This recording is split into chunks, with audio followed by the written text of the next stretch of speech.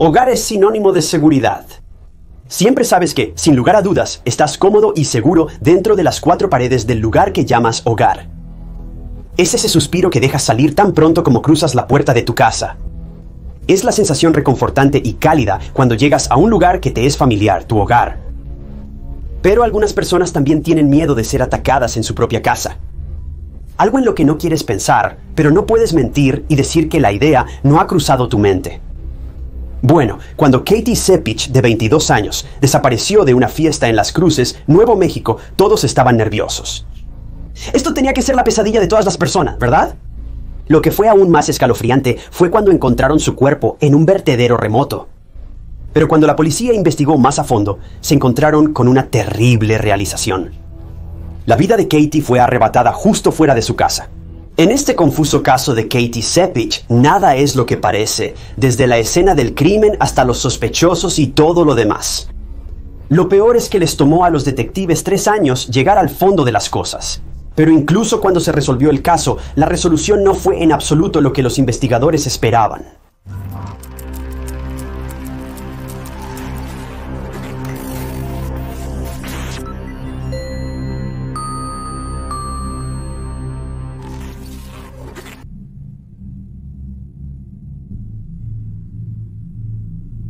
Katie Cepich nació el 26 de diciembre de 1980 en Carlsbad, Nuevo México, a los padres Dave y Jayan Cepich. Era la mayor de 3 hermanos, incluyendo un hermano, Ajo, y una hermana, Caroline. Katie se definía como una chica dulce y cariñosa, pero siendo la mayor de los hermanos, tenía un aura dominante a su alrededor. Pero aunque Katie era el tipo de persona que hacía que las cosas fueran a su manera, también cuidaba a las personas que amaba. Según el hermano de Katie, Ajeta, ella era su mejor amiga y protectora, pero también era conocida por ser un poco payasa una vez que la conocías. Según una de sus mejores amigas, Katie siempre hacía bromas sobre cualquier cosa y todo, incluyéndose a sí misma.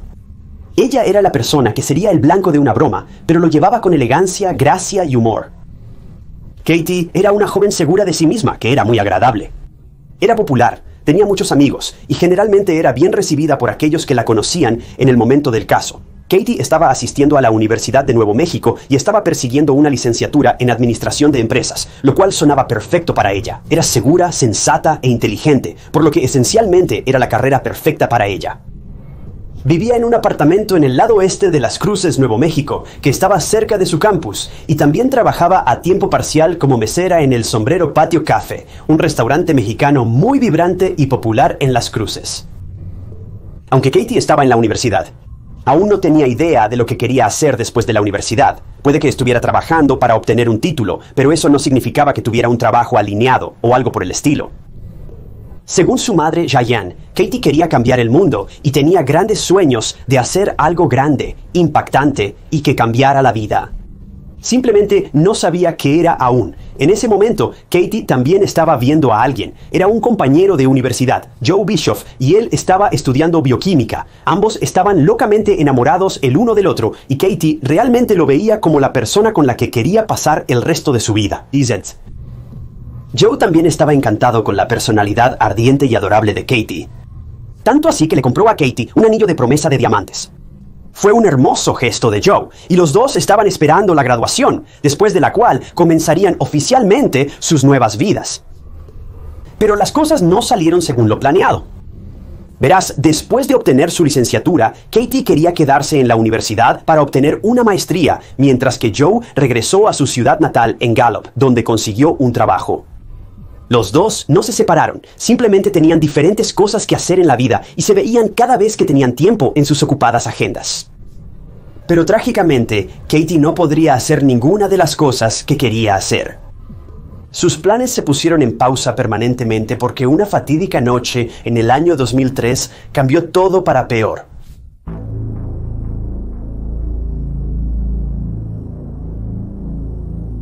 El 30 de agosto de 2003, Joe y Katie tenían planes de encontrarse en Las Cruces. Katie, su compañera de cuarto Tracy y Joe fueron invitados a una fiesta universitaria en un vecindario cercano que estaba a aproximadamente 1 milla de donde vivía Katie. Y el plan era pasar un tiempo increíble y luego pasar la noche en la casa, ya que era el fin de semana del día del trabajo. A la mañana siguiente, Tracy se despertó y se preocupó al descubrir que Katie había desaparecido. Joe estaba allí, e incluso las pertenencias de Katie, incluyendo su bolso, teléfono celular y llaves de la casa, estaban en la casa. Tracy y Joe registraron la casa, llamaron a los amigos de Katie e incluso pasaron por la casa de Tracy para buscarla, pero no había rastro de Katie. Todos comenzaban a preocuparse por ella, y fue entonces cuando Tracy involucró inmediatamente a los padres de Katie y les preguntó si Katie había visitado.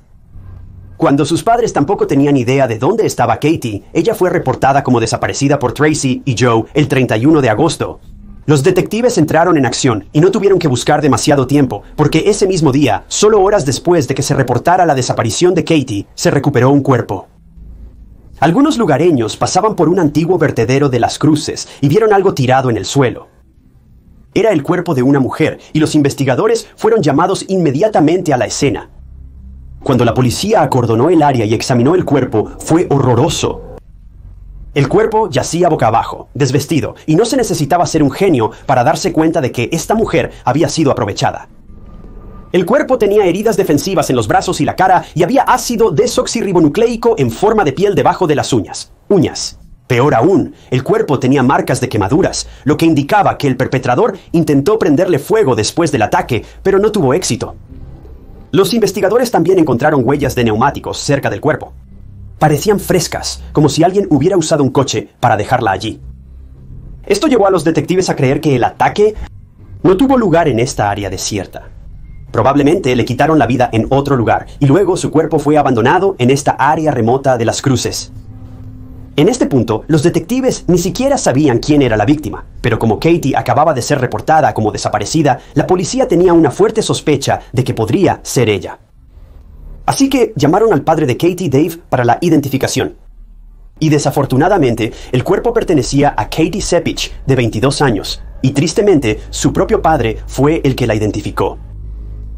Los investigadores decidieron examinar de cerca a las personas que habían visto a Katie por última vez, y dos de ellos eran su mejor amiga Tracy y su novio Joe. Cuando los detectives interrogaron a Joe, él declaró que habían llegado a la fiesta juntos, pero después de un tiempo notó que Katie no estaba por ningún lado. No le dio mucha importancia, ya que pensó que tal vez Katie se había ido a casa temprano, pero no fue hasta el día siguiente, cuando Katie no apareció, que comenzó a preocuparse. Durante el mismo tiempo, un grupo de policías fue encargado de ir a la casa de Katie y buscar algo fuera de lo común. Sin embargo, tan pronto como llegaron a la casa de Katie, encontraron algo extraño. En primer lugar, se encontró un par de zapatos de mujer descartados debajo de la ventana del dormitorio. Parecía como si alguien los hubiera quitado de manera descuidada. Esos zapatos, lo adivinaste, pertenecían a Katie. Cuando los investigadores miraron la ventana de arriba, se quedaron asombrados al descubrir que la pantalla había sido arrojada al suelo. La ventana real estaba bloqueada y nada estaba roto, pero su pantalla fue removida y colocada en el suelo. Así que esto llevó a los detectives a elaborar una teoría.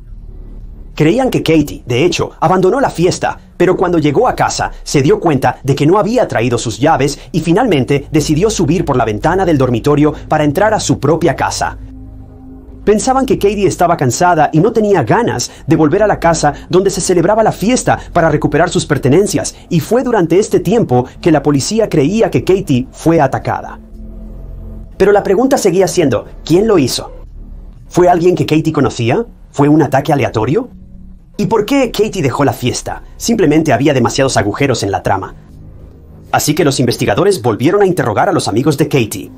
Y fue entonces cuando supieron por qué Katie dejó la fiesta. Bueno, la razón fue que estaba enojada con su novio, Joe, porque lo vio besando a otra chica en la fiesta. Los detectives encontraron esto inmediatamente extraño, no porque Joe ahora había sido expuesto como un sinvergüenza, sino más bien porque nunca mencionó esto a la policía. Y ahora tenía que dar algunas explicaciones.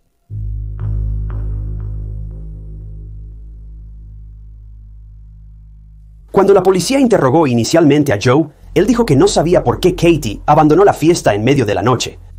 Pero resulta que probablemente sí sabía, y fue por culpa de él. Así que esta revelación hizo que la policía sospechara enormemente de Joe, porque esencialmente les había mentido. Finalmente, Joe admitió que Katie estaba enfadada con él, y esa fue la razón por la que se fue. Pero además dijo que fue a la casa de Katie para ver cómo estaba, conduciendo por su calle, e incluso intentó llamarla la mañana en que desapareció. Esto también fue extraño para los investigadores escuchar, Verás, Joe sabía que Katie había dejado su teléfono en la fiesta. Entonces, ¿por qué la llamaba cuando sabía que ella no tenía su teléfono? Los detectives pensaron que esta era la forma de Joe de cubrir sus rastros e intentar despistar a la policía. Y esto solo los hizo más cautelosos con Joe. En este punto, la policía solo tenía una forma de probar la participación de Joe, y eso era a través del ácido desoxirribonucleico. Ahora, era a principios de los 2000, y las pruebas de ácido desoxirribonucleico no son lo que son en estos días. Aún así, los científicos podían hacer coincidir el ácido desoxirribonucleico en ese momento, y los investigadores querían obtener el ácido desoxirribonucleico de Joe para ver si él era el responsable del ataque a Katie. Después de todo, ella tenía ácido desoxirribonucleico en sus uñas y en su cuerpo. Pero lo que Joe hizo a continuación hizo que los detectives sospecharan aún más. Directamente negó dar su ácido desoxirribonucleico para las pruebas. Esto, para la policía, fue una señal clara de que Joe estaba ocultando algo. Entonces, la policía quedó atrapada en medio una vez más. Claro, tenían una fuerte sospecha de que Joe era su hombre, pero las pruebas eran circunstanciales, y la única forma sólida de probar la participación de Joe era a través del ácido desoxirribonucleico que Joe decidió no dar a los oficiales. La familia de Katie también estaba horrorizada por el comportamiento de Joe. Este era el hombre que Katie amaba, y ahora estaba siendo esquivo y poco cooperativo, y podría haber estado detrás de la caída de Katie por todo lo que sabían. La familia Sepich estaba pasando por todo tipo de emociones, y ninguna de ellas aliviaba su dolor. Así que este fue el comienzo de una larga búsqueda del asesino de Katie, así como intentar convencer a Joe para que diera su ácido desoxirribonucleico para las pruebas. Mientras tanto, la policía interrogó a todos los hombres en la vida de Katie y comparó su ácido desoxirribonucleico con el ácido desoxirribonucleico encontrado en Katie, pero ninguno de ellos coincidía. Todo el tiempo, los oficiales mantuvieron un ojo cercano en Joe por cualquier comportamiento sospechoso, pero no había ninguno, lo que confundió aún más a los investigadores.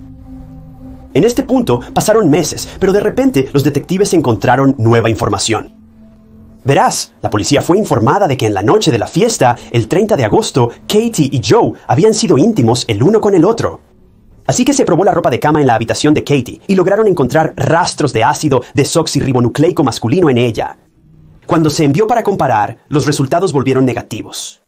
El ácido desoxirribonucleico masculino en la cama, bastante seguramente de Joe, no coincidía con el ácido desoxirribonucleico encontrado en el cuerpo de Katie. Así que los investigadores pensaron que tal vez Joe no era el perpetrador después de todo, pero aún necesitaban averiguarlo con seguridad. Y para eso necesitaban el ácido desoxirribonucleico del propio hombre. Fue entonces cuando los detectives contactaron a Joe y planearon informarle que su ácido desoxirribonucleico no coincidía con el del asesino. Así que ahora querían su ácido desoxirribonucleico para confirmar que podía ser descartado oficialmente como sospechoso. Afortunadamente, y finalmente Joe aceptó y dio su ácido desoxirribonucleico, y cuando se probó no coincidía con el ácido desoxirribonucleico del asesino, por lo que no fue Joe quien terminó con la vida de Katie. Aunque sus acciones e historias fueron entrecortadas cuando se le preguntó a Joe sobre su renuencia a dar su ácido desoxirribonucleico a la policía, dijo que sabía que él y Katie se habían intimado horas antes, por lo que pensó que la policía encontraría su ácido desoxirribonucleico en ella y lo señalaría como el asesino. Y aunque esto fue una gran decepción para la familia de Katie al escucharlo, realmente no puedes culpar al chico. Esa fue una evaluación muy honesta que él pudo haber hecho, y puede que haya esquivado una bala allí. Pero aunque es aterrador ser inculpado por un crimen, debido a la renuencia de Joe, habían pasado 3 largos meses desde que se vio algún progreso en la investigación de Katie. Si solo Joe hubiera sido franco desde el principio, el caso de Katie no habría avanzado a un ritmo tan lento. Entonces Joe no era el asesino, lo que significaba que los investigadores tenían que volver a buscar al verdadero perpetrador. Ahora creen que el asesino de Katie probablemente era un extraño. Con el ácido desoxirribonucleico, los detectives pudieron obtener la etnia del asesino, y se concluyó que el malhechor probablemente era un hombre hispano. Además, si recuerdas, se encontraron huellas de neumáticos donde estaba el cuerpo de Katie, y según la policía, pertenecían a una camioneta. Por lo tanto, el asesino probablemente era hispano. Probablemente conducía una camioneta, y esto era algo de lo que la policía podía partir, pero aún era bastante vago. Los investigadores estaban siguiendo pista tras pista, revisando a todos los delincuentes conocidos en la área. Y la familia de Katie incluso ofreció una recompensa de $100,000 por cualquier información sobre Katie. Pero tristemente no surgió nada. La mamá de Katie, Jayan, en un momento comenzó a perder toda esperanza de obtener justicia para su hija. y se aferró a su voluntad y no quería que el caso de Katie se enfriara. La familia Sepich hizo todo lo que pudo para mantener el caso en la mente de las personas, pero así como así habían pasado 3 largos años. Pero el tiempo había traído a los padres de Katie algún tipo de esperanza, porque en diciembre de 2006 apareció una coincidencia de ácido desoxirribonucleico. Verás, el ácido desoxirribonucleico del asesino se envió a la base de datos de Combined DNA Index System y en ese momento no había una coincidencia. Pero 3 años después, Combined DNA Index System se puso en contacto con el Departamento de Policía de Las Cruces y les dio algunas noticias increíbles por primera vez en mucho tiempo.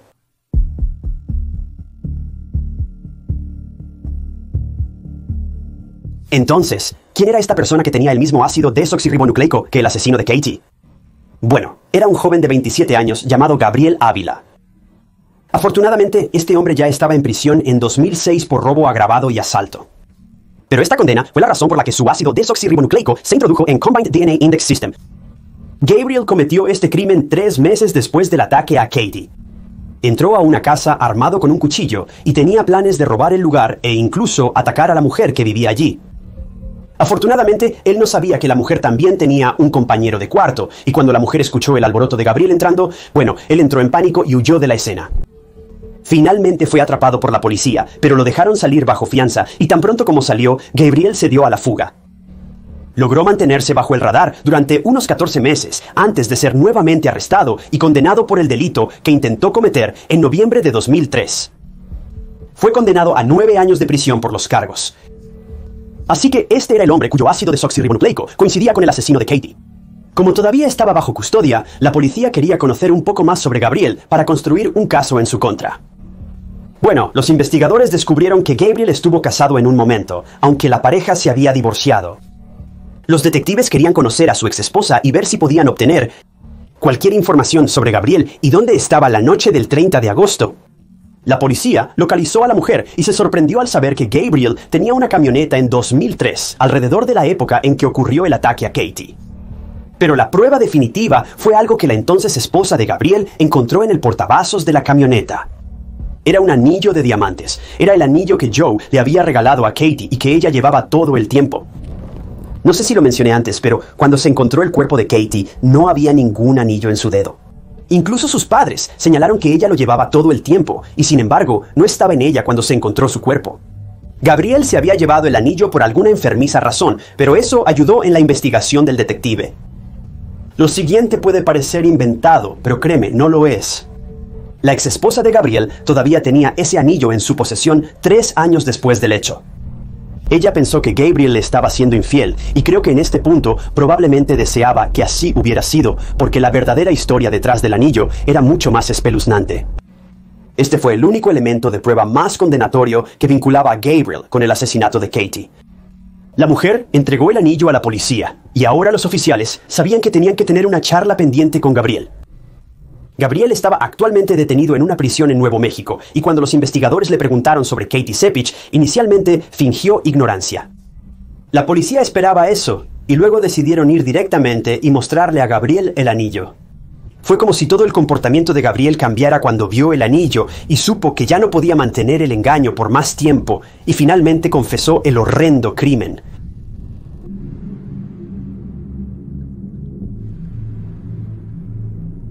Según Gabriel, Katie era una desconocida para él. En la noche del 30 de agosto, Gabriel estaba conduciendo su camioneta cuando casi choca con alguien que caminaba por la calle. Esa persona era trágicamente Katie, de 22 años, y así fue como se cruzaron sus caminos. Gabriel le preguntó a Katie si necesitaba que la llevara a casa, a lo que ella se negó y siguió caminando.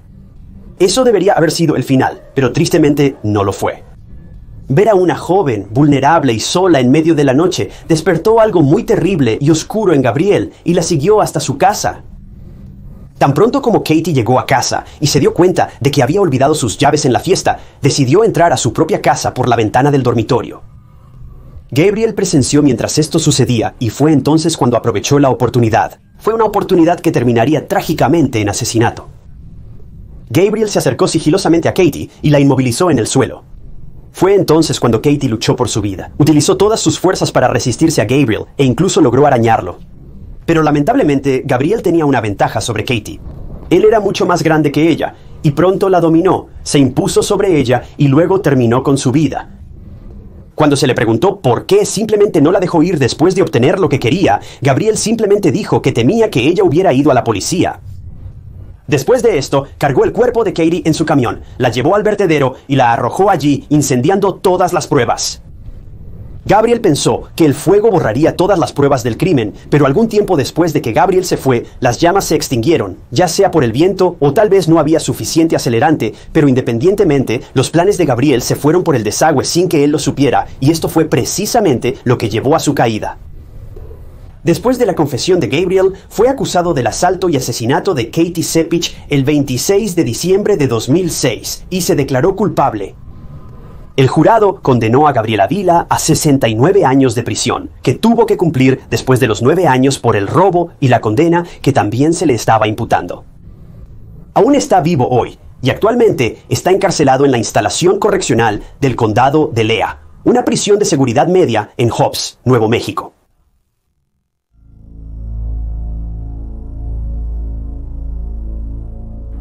El ácido desoxirribonucleico es una pieza crucial de evidencia para resolver cualquier crimen como este, y gracias a él, el caso de Katie se llevó a término. Pero fue 3 años demasiado tarde, y durante ese tiempo, no solo un hombre inocente, que sigue siendo un despreciable, fue interrogado por la policía, sino que el verdadero perpetrador intentó cometer otro crimen, aunque esta vez no tuvo éxito. La familia de Katie se sintió aliviada después de la sentencia, pero aún sentían que se necesitaba hacer algo para asegurar que los delincuentes no se salgan con la suya solo porque su ácido desoxirribonucleico no está en una base de datos. Después de la sentencia de Gabriel, la familia Cepich solicitó la implementación de una nueva ley llamada Ley de Recolección Mejorada de Ácido Desoxirribonucleico de Katie Cepich de 2010, o simplemente la Ley de Katie. Esta ley fue promovida por los padres de Katie para el uso oportuno del ácido desoxirribonucleico y la tecnología moderna para atrapar a los criminales. La ley propuso la recolección de ácido desoxirribonucleico de personas que son arrestadas, acusadas o procesadas por delitos violentos, como asaltos, asesinatos, acoso, secuestro y abducción. La ley también enfatizó el uso de muestras de ácido desoxirribonucleico para hacer perfiles que ayuden a arrestar y condenar a los perpetradores a tiempo, dando a las familias paz y cierre, mientras también se evita que dicho perpetrador dañe a alguien más. La gobernadora de Nuevo México en ese momento, Susana Martínez, quien también fue la fiscal en el caso de Katie, firmó el proyecto de ley en abril de 2011. En retrospectiva, la aprobación de la ley de Katie es el legado de Katie y su familia está en paz, sabiendo que Katie todavía es recordada hasta el día de hoy. Esto no era lo que Katie o su familia anticipaban cuando ella dijo que quería hacer algo grande o cambiar el mundo, pero tristemente, su encuentro casual con un extraño alteró para siempre el curso de su vida. La familia de Katie la extraña terriblemente, y no hay un día que pase en el que sus padres, hermanos y amigos no recuerden su sonrisa y sus ojos llenos de luz y esperanza. Solo podemos esperar que con la sentencia de Gabriel, la familia Cepich encontró algún tipo de cierre, aunque nada en el mundo podría llenar el vacío que Katie dejó atrás. Este caso fue tan inquietante al pensar que un extraño puede provocarse en cuestión de segundos, y hacer lo impensable es simplemente tan aterrador. Katie y Gabriel ni siquiera se conocían, pero eso no detuvo a Gabriel, no solo un extraño, sino un monstruo cruel, desalmado y repugnante, de profanar y robar la vida de una joven inocente. La vida de Katie realmente aún no había comenzado, pero así como así, Gabriel se tomó la libertad de terminarla.